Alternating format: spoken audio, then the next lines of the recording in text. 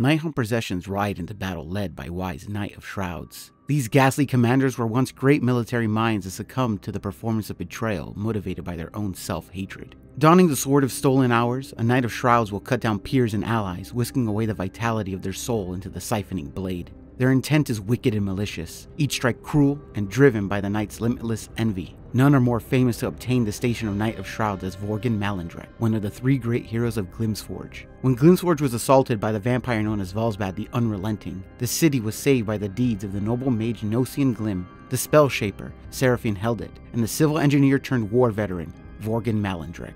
Nosian would lead a strategy that would see Valsbad's magical defenses nullified but left Nosian nearly ripped in two. Sigmar saw the noble mage's deeds and snatched him away to become a Stormcast Eternal. Seraphine fought against the endless zombie hordes that left both sides down to a handful of soldiers.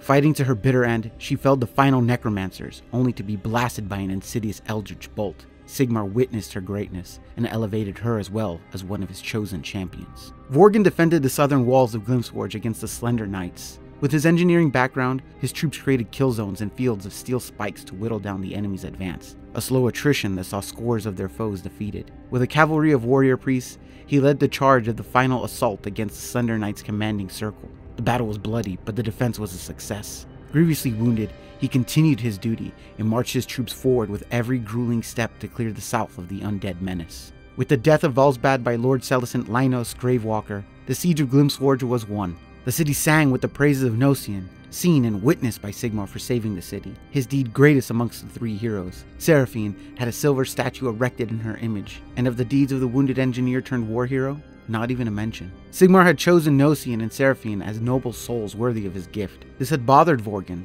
who was ignored by his god and his people, but he tried to learn to live past it. Yet, Glimsforge made that task insurmountable. He felt bitter whenever he passed by the statue of Seraphine, now known as Seraphina Helden's daughter, and enraged when celebration broke out of songs of the great Gnosis Heavensen.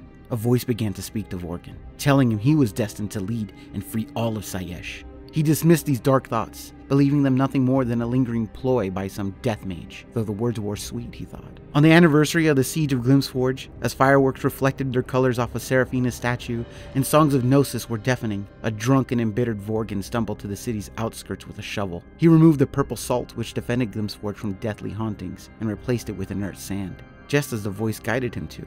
And then Vorgen cried out, "By the dunes of lost Nehekara, I am thine!" A rushing wind surrounded Vorgen, stripped him and his horse of flesh, and he was elevated, but not by Sigmar, but by another god, a god of justice, Nagash, the great necromancer. Vorgen had tasted his own self-hatred, an emotion Nagash was all too familiar with, and now, with endless vitality and bitter motivation, Vorgen Malendrek, the Knight of Shrouds, would begin his crusade to liberate Sayesh, but in the name of the Lord of Death.